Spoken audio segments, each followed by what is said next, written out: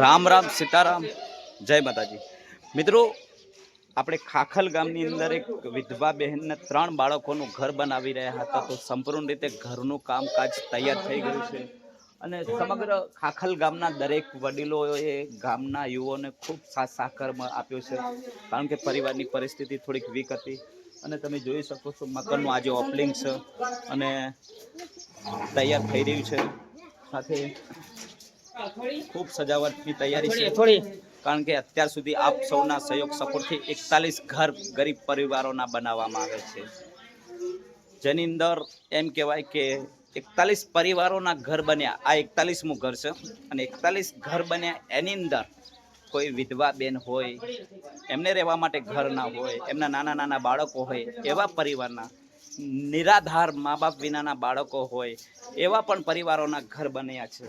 બસ હું હંમેશા કહું છું, જીવનમાં આવ્યા છીએ તો પોતાના માટે તો બધા જ જીવન જીવતા હોય છે અને બીજા માટે જેમાં કાંઈ સ્વાર્થ ના હોય અને પરમાર્થના માટે જીવન જીવો ને તો એ ભગવાન પણ ખુશ થઈ જાય અને ભગવાનના આશીર્વાદ હંમેશા આપણી પેઢી ઉપર રહે.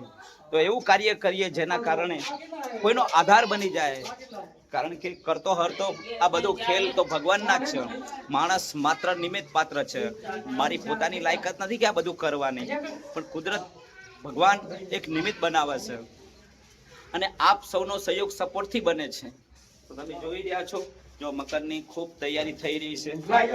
કાકા, આજે ખાખલ ગામની અંદર 3 બાળકોનું ઘર સંપૂર્ણ રીતે તૈયાર થઈ ગયું. જો તમે જોઈ શકો છો, બારી પતરા કલર કામકાજ. બીજા નંબરમાં આપણે મળીશું આપણે દરવાજો.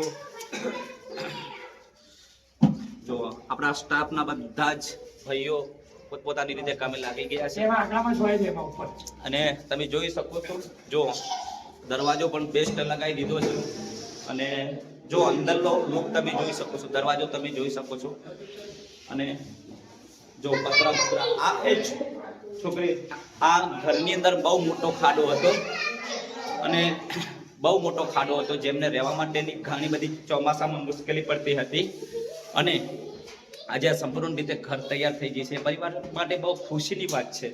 જો પતરા સાથે અભરી પણ લગાવવામાં આવી છે, જેની અંદર એમનો માલ સામાન પડી રહે અને જેની અંદર જો તમે જોઈ શકો છો ખૂબ તૈયાર.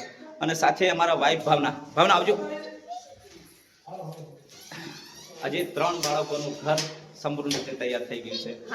તો બહુ ખુશી વાતની છે કે આજે આપણે, હું હંમેશા કહું છું, નિરાધારનો આધાર ભગવાન જ છે. એ બેટા, નિરાધારનો આધાર આપણે બનીશું, કોઈની મદદ કરીશું તો ભગવાન આપણા ઉપર હંમેશા રાજી થશે. આ પરિવારે જિંદગીમાં નહોતું વિચાર્યું કે અમારે ઘર બનશે, અમારે આશરો બનશે, અમારે રહેવા માટેની સગવડ થઈ જશે, પણ જ્યારે પિતાની છત્ર છાયા ગુમાવી અને એક પરિવાર નિરાધાર બની ગયો હતો.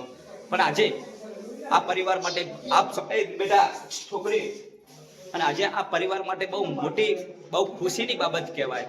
તમે જોઈ શકો છો. બસ ભાવના, શું કહો તમે? બસ આવો તમારી આજુબાજુમાં કોઈ આવા જરૂરતમંદ વ્યક્તિ હોય તો એમને પણ તમે મદદ કરજો.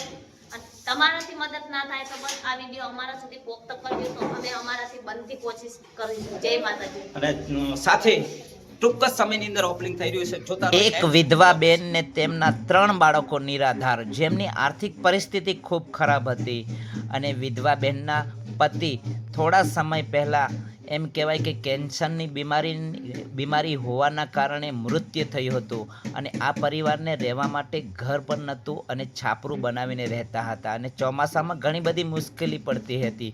તો મિત્રો, આજે આપ સૌના સહયોગ સપોર્ટથી, સોશિયલ મીડિયાના માધ્યમથી એમ કહેવાય કે એક વિધવા બહેન અને 3 બાળકોનું રહેવાનું ઘર બની ગયું.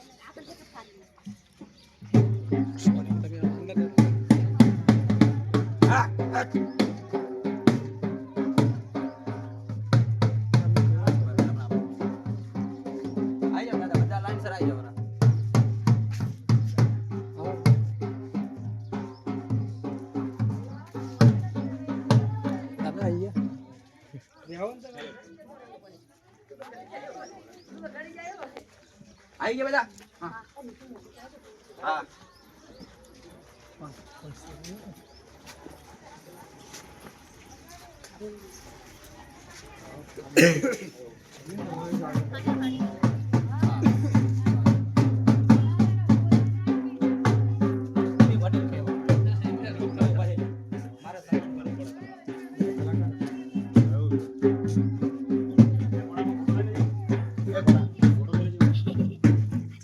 આપણે બાળક ભાઈ હતા જઈ બેન ભાઈ વિક્રમ આવી જાઓ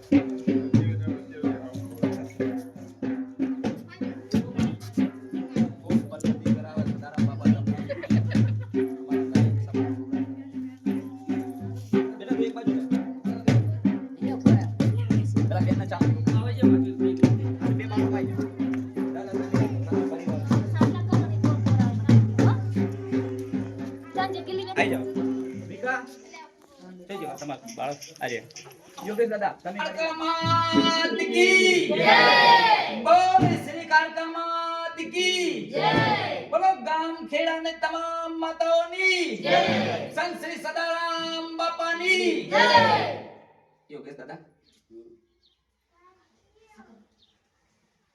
જય ગણપતિ દાદા બોલો ગણપતિ ભગવાન કી